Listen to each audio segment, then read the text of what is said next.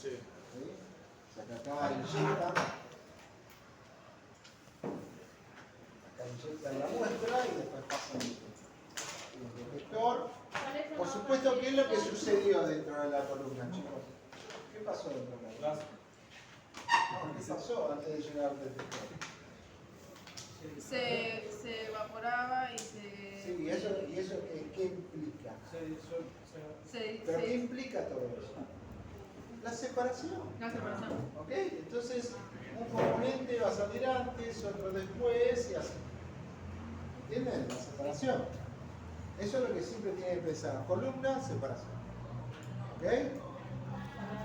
Entonces, llega el detector, va llegando sustancia por sustancia, en algunos casos puede haber una pequeña superposición, porque va a depender de la columna, ¿no? Si tiene una buena resolución, la separación va a ser así. Si no es buena la columna, la separación será así. ¿Se entiende? No va a tener una buena separación. Pero todos van a llegar a la columna, al detector. Vamos a ver qué tipo de detectores hay. Dependen de su sensibilidad, ¿sí? Que nos va a indicar justamente el nivel de detección que tiene, y si es destructivo o no es destructivo. Porque es importante que sea destructivo o no destructivo, después lo vamos a saber. ¿Ok? Esas son las características importantes. La más importante, sí, sí, sí.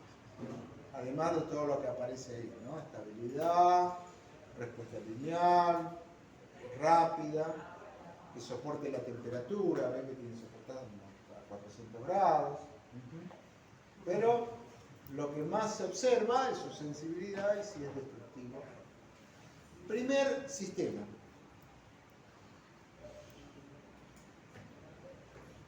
Profe, ¿qué es destructivo? Destruir a la sustancia, o sea que después ya no te sirva para nada lo que emerge de la columna, ¿no? Bueno, vamos al detector de conductividad térmica. Este es general, sirve para todas las sustancias. El problema es que no tiene buena sensibilidad. ¿Sí? 7 y 33. Es muy genérico y lo que observan es lo siguiente. Bueno, todo esto tiene que ver con la parte electrónica, no hace falta que ustedes lo sigan, ¿sí?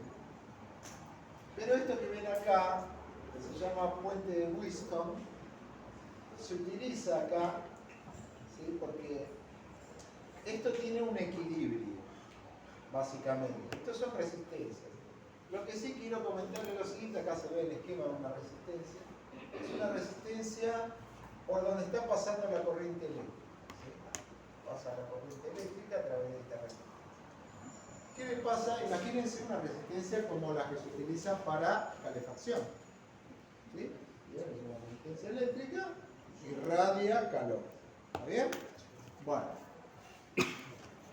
El tema es que cuando hay un flujo de gas, el gas lo que hace es ponerse en contacto con la resistencia, que está a una temperatura determinada, ¿y qué es lo que va a hacer?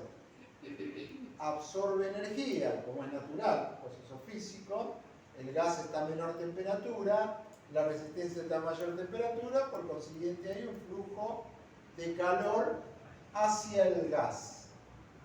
Con lo cual, la temperatura de la resistencia cambia y por lo tanto cambia su valor también. Y entonces esta corriente que va pasando por acá va fluctuando. Fluctúa, es decir, antes pasaba toda esta cantidad, ahora pasa esta cantidad o más cantidad, depende del tipo de resistencia. ¿Sí? Y eso se puede medir. Esa variación de corriente eléctrica se mide. Y es originada justamente por el ingreso de una sustancia que absorbe ese calor. ¿Ok? Entonces, cuando entra el gas, ese cambio es siempre constante, porque siempre es el mismo gas, y la fluctuación es la misma. Entonces, ustedes van a tener una señal así.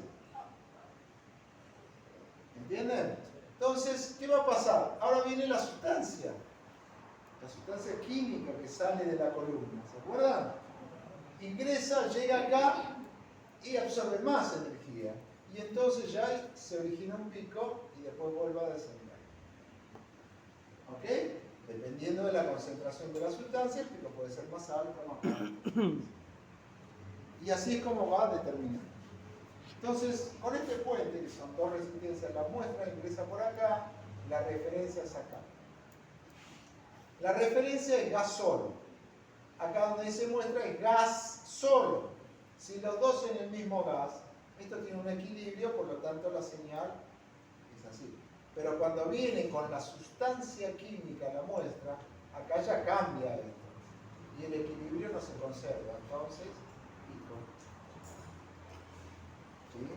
Cuando termina de salir la sustancia, ojo, es así, ¿no? Ingresa la sustancia, ingresa toda esta cantidad, ya desciende la cantidad de sustancia y ya no hay más. Bueno. ¿Siguen? Bueno, y ahí obtienen esa señal. ¿Ok? Que después hay que analizar para qué nos sirve esa señal. Es así como funciona con actividad térmica. ¿Es destructivo? No, porque la sustancia pasa a través de él y lo único que hace es absorber calor. ¿Entienden? Bien sencillo, es muy sencillo, muy barato, se utiliza para todas las sustancias, pero al tener baja sensibilidad, cuando yo quiero detectar algo de muy pequeña cantidad, prácticamente no lo puedo ver. O sea, no me da una buena señal. ¿Ok? Bueno, entonces busquemos algo mejor.